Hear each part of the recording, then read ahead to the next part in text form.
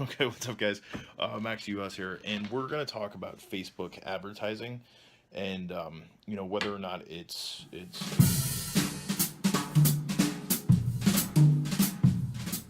like there are certain things that you should know as an artist when it comes to like marketing on Facebook, because there are a ton of, like, let's put it this way: there's millions of people on Facebook every day, right? And it's a great way to build an audience. It's a great way to build a following. It's a great way to connect with people. Um, but then there are some drawbacks to it as well, because like Facebook, since Facebook monetized itself, right, and created the ad platform for Facebook, um, Facebook really wants you to advertise on Facebook, because uh, if you advertise on Facebook, Facebook's making money, right? And their goal is to give you some results, show you some results so that you continue to give them money to advertise. Now, it came across my just through a message from a friend of mine that I connected with actually through YouTube, who we became Facebook friends, which is the cool thing about Facebook, right? Like, you get to connect and share messages and stuff. But he shared a video with me about just a guy that did like a beta test on Facebook ads, or really like boosting posts, right? And I felt, and he actually, he kind of inspired me to make this video, and I've been kind of putting it off for a while because I've been working on other things, but let's talk about it now. So when you boost a post, okay, I'm just going to give it to you like super simple. You could actually do the research on this, or whatever, but when you boost a post, if you boost this post, and you can't do it, let's just put it this way, like when you put something on your fan page, when you put something on one of your video page, on one of your pages itself, you you have to, you can boost this post for $20. When you boost the post, you have zero control over who actually gets to see the post. So the post itself, and this is something that you have to realize. There are companies out there and businesses out there that are it's what you call a click farm, in the sense that it is basically like these guys are paid to click on stuff. You know what I mean? And the way they stay under the radar is by clicking on everything. They like everything. So they don't engage in anything. You know what I mean? But they're there. It's like when you see like this Instagram, like if you're on Instagram, right? You get all those guys like spamming you. It's like, go here, get 5,000 followers. But they're all robots. You know what I mean? They're not even like real accounts. You get like zero engagement. So yeah, it may look great because you have like 20,000 followers, but you're getting like a very, very minimal engagement on anything. It's the same thing with Facebook. There are companies out there that create fake profiles.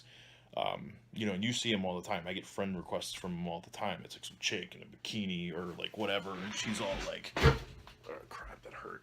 She's all like, in like some dolled out pose, and but it's like, where are you from? It's like, I just happen to live, in an area close to you or in the same state, but it's like I have one picture, one profile picture, and then there's like another picture that looks nothing like me, but it's like wants to be your friend. And it's like, and then you look at their profile and it's like has three friends, and like all of them just look like just like weird dudes. You know what I mean? So whatever. Um, so they create these fake profiles, and they just use them to like a bunch of stuff. As you can tell, I've been painting. But they use them to like a bunch of stuff. So what that does is that when these people like your posts, right? Because they're the newest ones to like your post, like your page, when you post something on your fan page or on your business page or anything else, they're the first people to see it, okay? And because they're not real accounts, because they're robot accounts, they don't engage. And what happens is, because they don't engage, your post doesn't get shown up for anybody else that likes your page.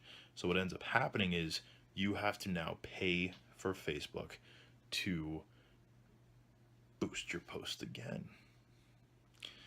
to more robots. Okay. This is why when I post something on Facebook and I post it to my business page, I also take it from my business page or my fan page, and I also then go and share it on my personal page, because at least this way, even if it like doubles it up, if you're a fan of my page and we're friends together, you may see two posts, but it helps me market what I'm sharing on my business page. So if you don't have any friends on Facebook, like, you should get some friends, because it'll help you do this. Just because. But secondly, this is like my, how to save a bunch of money on Facebook ads.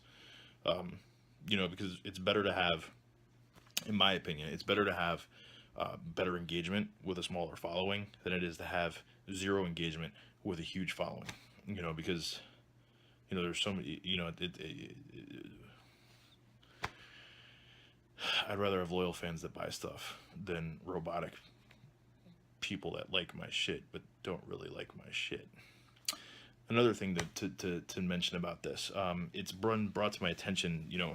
Obviously it's been going on for forever, but it's been getting done more and more and more, where pretty much artists' work is getting completely ripped off by some of these t-shirt companies and by some of these other companies, and giving the artist zero credit.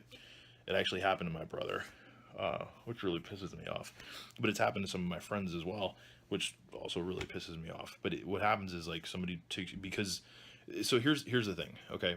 If you're sharing art on Facebook, watermark the shit out of it. Like, literally, I don't care if it's like your name across the entire screen like this, and then like a little smidgen of your art like there, okay?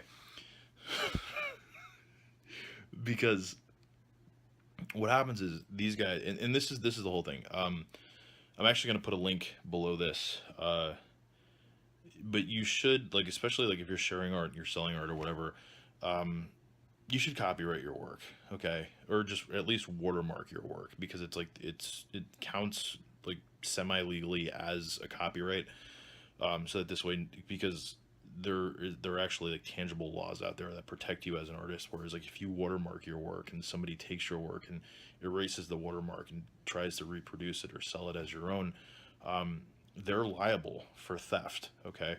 And you can sue them if you find them, if you see this happening. So the best way to prove it's yours is to watermark it, put it in a collection and copyright it.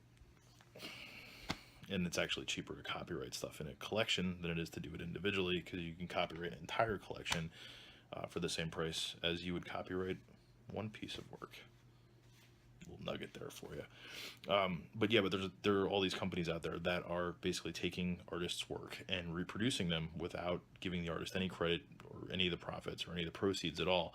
And they're just reproducing and cranking and cranking and cranking and doing sales, selling t-shirts and other stuff using somebody else's work. And it pisses me off because it's fucked up, because all that person did was basically rip something off, and then because they knew how to market better than the artist that actually created it, they're making money off of their work. So this is why I teach marketing to artists. This is why I teach sales to artists. This is like a little smidgen of like some of the stuff that we go over in the Life After Art School course. Because I want to protect you as an artist. I want to make sure that you're making the money that you want to make. I want to make sure that you're making the money that you need to make, and I'm making the money that you deserve to make on the work that you do.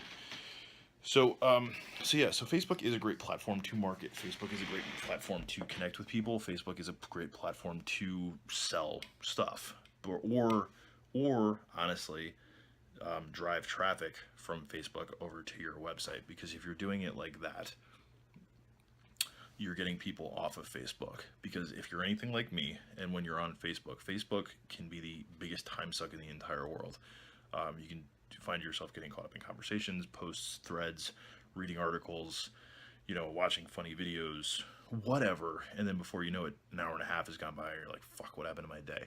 So this is, you got to think about it. If you're trying to sell something directly on Facebook, the best thing for you to do is actually take them off of Facebook and send them to your website, or send them to somewhere else where they can like not be distracted by Facebook.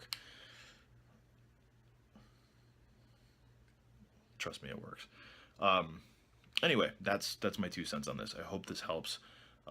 Stay away from boosting posts. If you're going to promote anything, actually learn something about Facebook ads, learn something about how to actually like put together ads and get the ads going the right way.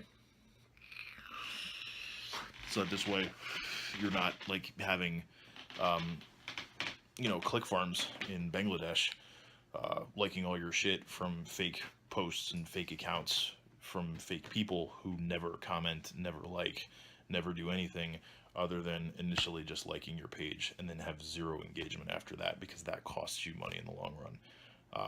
And yeah, it may look great, I've got 10,000 followers, but if only, 400 of them are real people, you're actually missing out on a whole lot of engagement from the people that you want to connect with and that you want to sell stuff to and that you want to market to.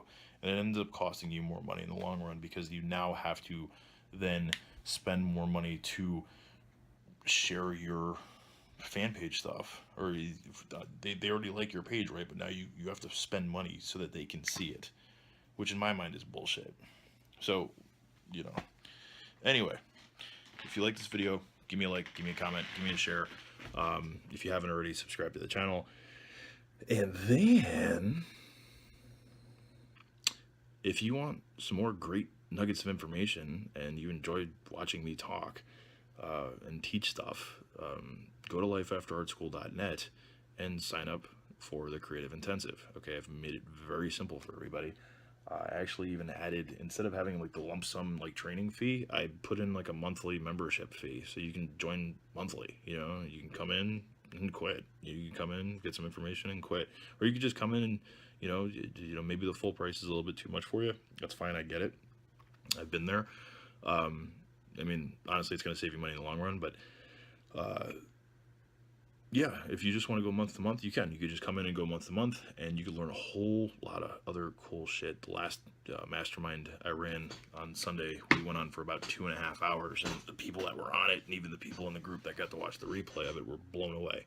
We're doing some great things this year. So, anyway, it's Max Juhasz, lifeafterartschool.net, Facebook for artists. Just some advice. Peace out.